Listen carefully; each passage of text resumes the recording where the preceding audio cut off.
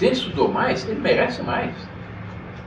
E é preciso, isso sim, que o governo não esteja roubando o que a gente produz.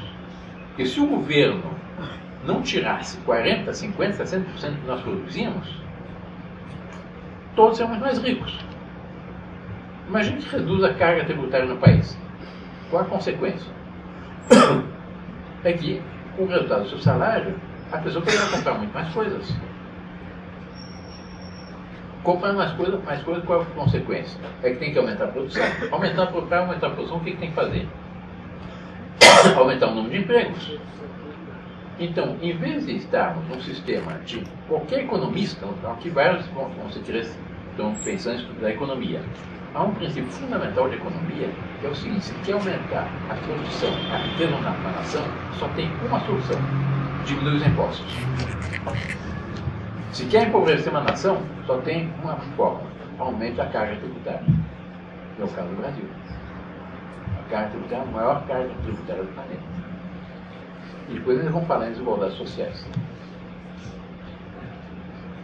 O sexto ponto: em um claro ataque à propriedade privada, o Programa Nacional de Direitos Humanos 3 deseja fortalecer a reforma agrária com implementação da recuperação dos assentamentos, etc, etc.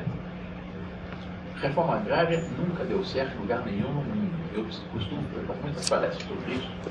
Eu desafio qualquer economista, qualquer sociólogo, qualquer economista,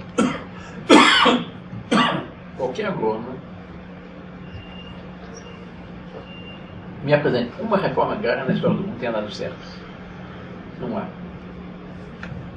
Mas existe isso na reforma agrária. Os assentamentos do governo pela reforma agrária, segundo declarações do próprio governo, não há um assentamento no Brasil que seja autônomo. Todos eles dependem do programa de assistência do governo. Dizem que o assentado recebe o lote.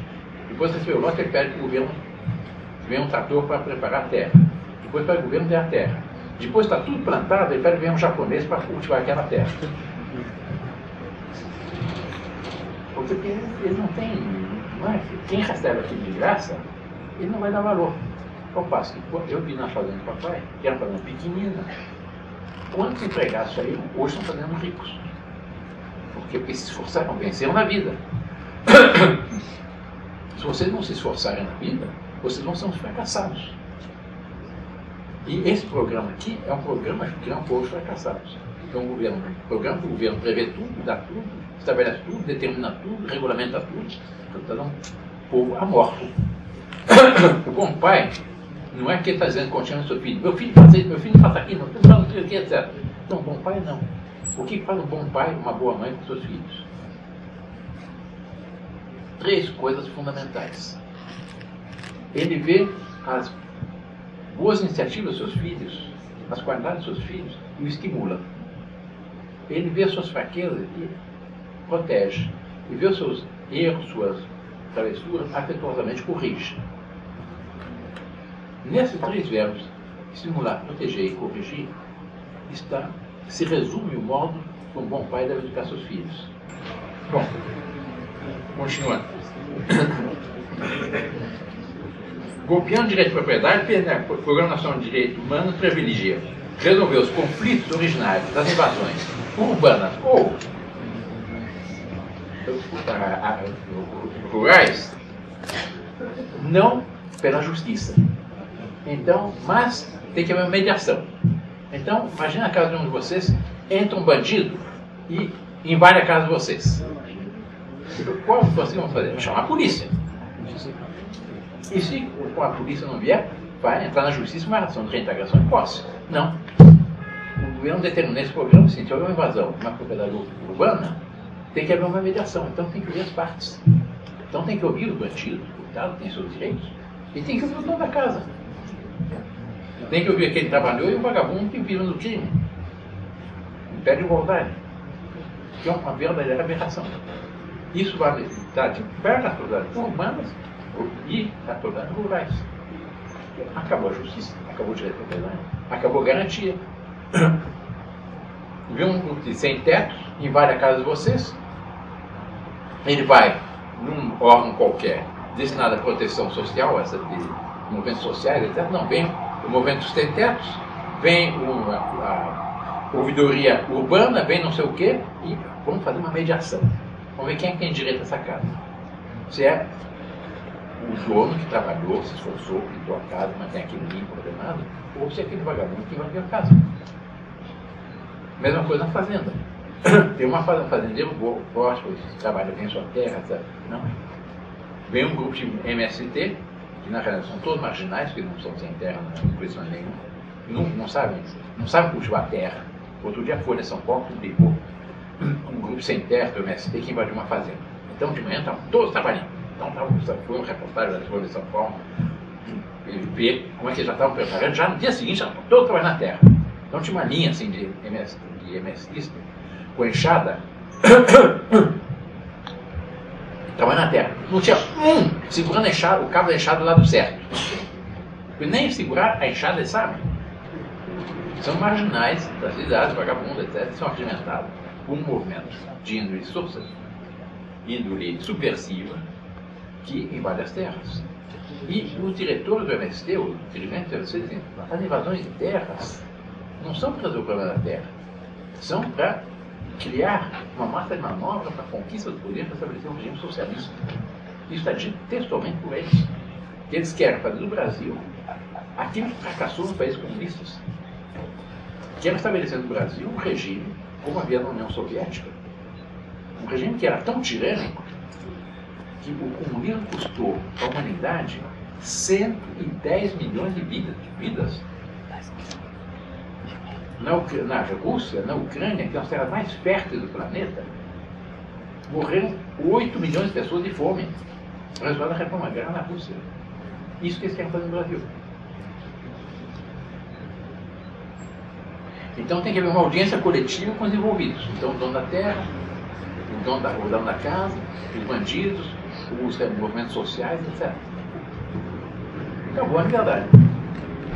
Converse com seus pais, com seus familiares, com seus conhecidos, e denunciem isso. E que nós não podemos aceitar que esse programa nacional de direitos humanos seja implantado. Se houver uma reação da sociedade, como está havendo, graças a Deus, o Brasil estará salvo. Se não houver uma reação da sociedade, se houver uma apatia diante disso, nós cairemos na pior tirania que já houve desde o início da história da humanidade, que é a tirania soviética. E quer fazer o Brasil uma república soviética. Isso aqui, esse Programa Nacional de Direitos Humanos, estudado a fundo, é a sovietização do Brasil. E é contra isso que nós estamos, é para isso que eu vim alertá-los, porque isso sobretudo vai atingir a vocês, e sobretudo o Brasil. E se vocês estão se preparando para estudar, não só para vencer o nazismo, mas também para construir o Brasil do futuro. Todos nós temos uma intuição que Deus, na sua infinita bondade, deu ao Brasil para ser uma das nações mais ricas, mais próximas, mais bondosas do planeta. A primeira coisa que Deus nos deu foi a fé. E se nós tivermos fé, nós somos verdadeiramente católicos, nós somos verdadeiramente filhos de Deus, nós faremos desse país uma verdadeira maravilha. Peçamos a Deus, peçamos a Santa Maria Aparecida, que nos ajude, e vamos fazer do Brasil aquilo que todos nós queremos, ter uma nação próspera, unida, harmônica, não coajada. A verdadeira relações humanas baseadas na caridade cristã é que cada um seja no seu próximo um irmão do nosso Jesus Cristo, no qual se quer bem a ele, se protege a ele, se ajuda a ele de todas as formas possíveis. Assim faz o professor Paulo com seus alunos. Ele, o professor Paulo dos alunos, os trouxe aqui porque ele quer bem a vocês. Vocês querem preparar para o futuro, ele quer alertar sobre o perigo que nós falamos. Mas aqui está feita à disposição e eu estou à disposição para que eu possa responder qualquer pergunta que queiram fazer.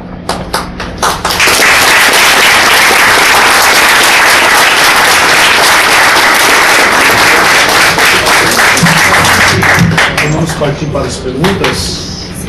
Senhor, pois não.